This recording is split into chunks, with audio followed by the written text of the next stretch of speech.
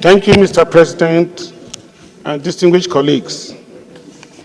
This motion is in respect of the demise of our senator, our father, an Iroko in Delta State and in Nigeria, Chief Edwin K. Cark, OFR, CON, 25th May 1927 to 17th February 2025.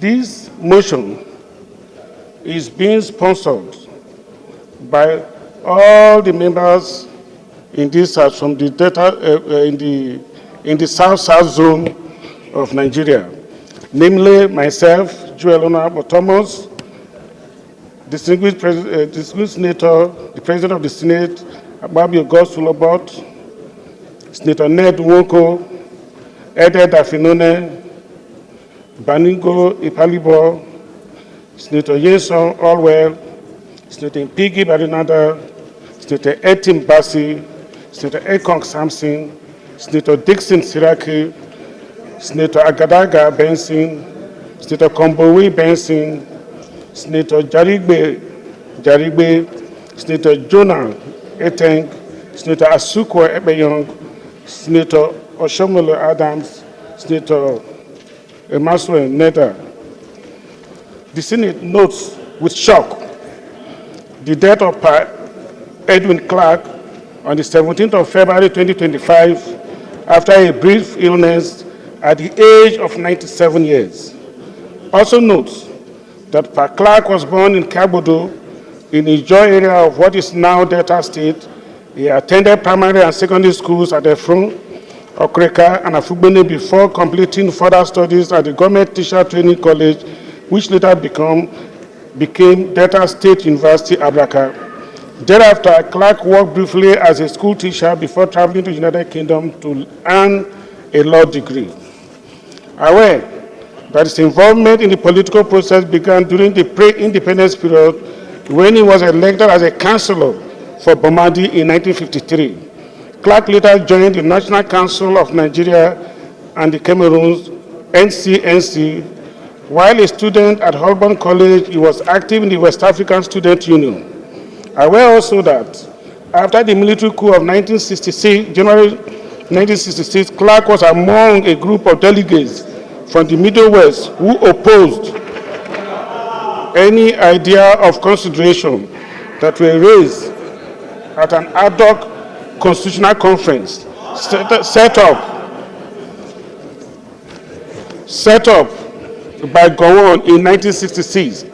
The delegation's mandate was Nigerian unity, and when proposal of loose federation were tabled, the regional delegate asked for adjournment. Further aware that he was later appointed Midwestern Commissioner of Education and Finance, and later Finance from 1966 to 1975. As a Commissioner for Education, he was active in the establishment of the Midwest College of Technology that became the foundation of the University of Benin. Recall that during the Second Republic, he was a member of the National Executive Committee of the National Party of Nigeria, NPN, and was the treasurer of the party in Bender State, now in part Delta State, and previously the Midwestern Region Province. In 1983, he was an elected senator from 1979 to 1983. Also recall that in 2016, Cark founded the Pan-Niger Delta Forum, PANDEF, along with other leaders. The organization's stated objective is to dialogue with stakeholders and lobby for increased attention and implementation of restructuring, development, security policies by the government of Nigeria. Note that he was an Ijo leader and a politician for Delta State who worked with the administration of the military governor Samuel Ogbomundia and head of state General Yakubu Gowon between 1966 to 1975. In 1960, he was a member of an advisory committee to the military governor of the Midwestern Region Province. David Ejo was appointed Federal Commissioner of Information in 1975. Informed that beginning in 1996, Cark was a self-described leader of the Ijaw nation. He supported the Ijaw ethnic groups in Delta State through an ethnic crisis in Warri and led the Ijaw leadership delegation to meet political leaders. Convinced that Edwin Cark was a nationalist, renowned lawyer, seasoned administrator, philanthropist, and astute advocate for the rise of the Niger Delta, who founded the Edwin Cark Foundation and established a University of Technology in his hometown. Observe that he was a loving father, grandfather, a great-grandfather. He was an amazing man who contributed immensely to his immediate community, his own nations, and the country in general. Accordingly, sir, resolved to 1. Observe a minute's silence in his honor. 2. Send a condolence letter to commiserate with the family, the good people of Ijaw, and the government of Delta State. 3. Urge the federal government to immortalize him by naming a national monument after him. Thank you, Mr. President, for giving me the opportunity to speak. Distinguished Senator Ede Dafenone. Thank you, Mr. President. Distinguished colleagues, Ede Dafenone, representing the good people of Delta Central. I rise to support the motion ably raised by my colleague, Senator Joel-Onowakpo. This Iroko tree, political Iroko tree, in the person of distinguished Senator Edwin Cark, welfare, CON, on 25th day of May 1927 he was born, and he left on the 17th of February 2025. Is the Senate President, Senator Godswill Obot Akpabio, GCON. And I want you to delete Senator Okpebola Monday from the list of those who sponsored the motion, because he's no longer with us. He's now a governor, so he can do that under the governor's forum. So please delete his name from there. Joel, did you hear what I said? I said delete Okpebola. He's no longer with us. He's now a governor. So he will do his own condolence under the governor's forum. I think all that needed to be said had been said. So let me thank Governor Siraki Dixon, thank Joel-Onowakpo, and all those who have spoken, particularly our elders in this Senate, starting from distinguished Senator Alero to distinguished Senator Baribe, and the very upcoming elder of Nigeria, distinguished Senator Ningi, for their speeches and eulogies on the demise of this iconic statesman. I had the luck of making Edwin Cark a bit happy with development, not just when I was a governor, but when I was a minister of Niger Delta. I was able to work with contractors to complete the 26-year-old edifice that was meant to be the headquarters of the Oil Mineral Producing Areas Commission, UMPADEC, started in 1994 and abandoned.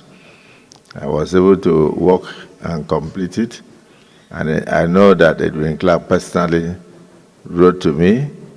He was a man who was excited about development. He wanted to see a better Niger Delta. He wanted to see a better Nigeria.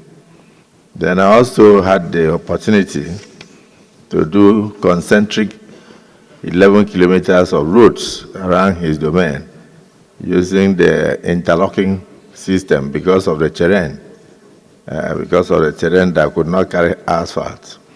And when that was commissioned, he said it was a surprise that after decades of struggle for development, this was the first time he was having a road in his own area, a road within his domain.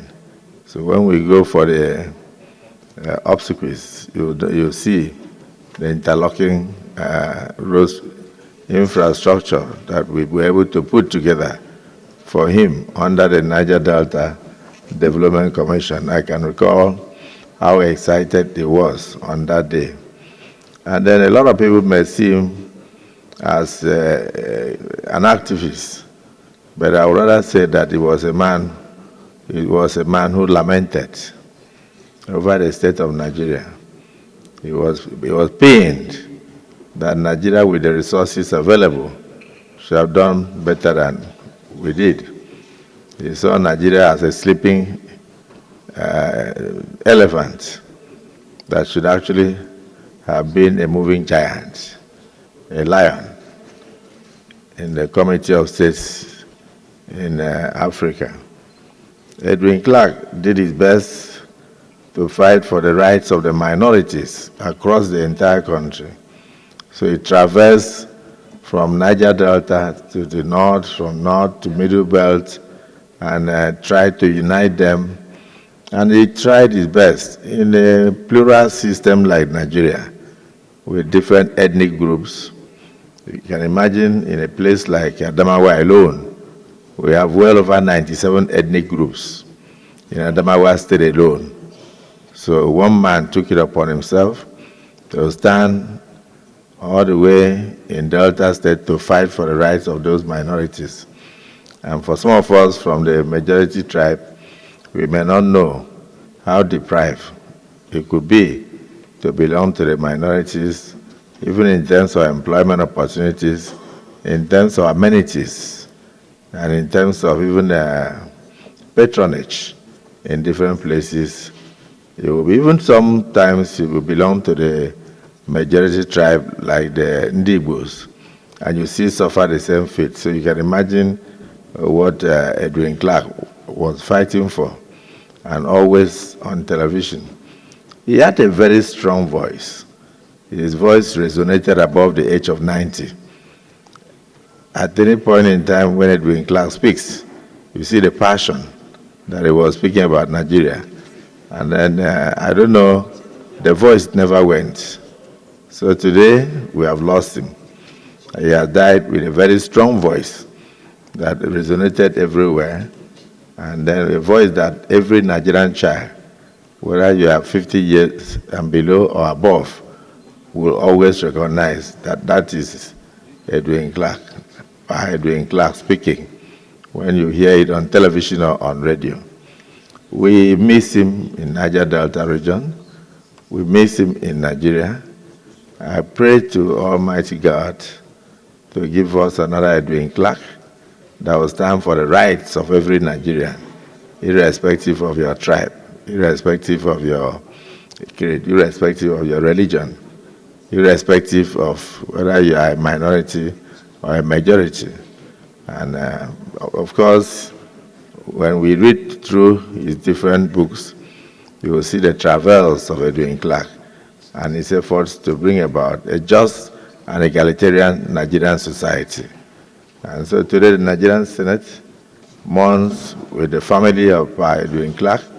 We mourn with the Kiagbodo community. We mourn with the Ijoland. We mourn with Delta State in particular. We even mourn with the senatorial district of my brother, Senator Siraki Dixon, that we didn't know was part of the Midwest, despite being in the Niger Delta. Little wonder that your wife is from the Southwest. So you were already, so honestly, so now I know if we have to do what we did during the MPN days, when you are too strong, we send you back to Cameroon. We say you are not from Nigeria. I know where to deport you to. I'm telling you. So Nigeria did better than the colonialists. Those ones who just come to a community and cut you into two. This group belonged to Cameroon. This group belonged to Calabar, and all that. I was in Cote d'Ivoire a few weeks ago, And I was shocked to realize that the Ashanti people were also in Cote d'Ivoire. So they did not just cut them, they bargainized them, some in Cote d'Ivoire, some in Ghana, and some of them in Senegal, but the same Ashanti people.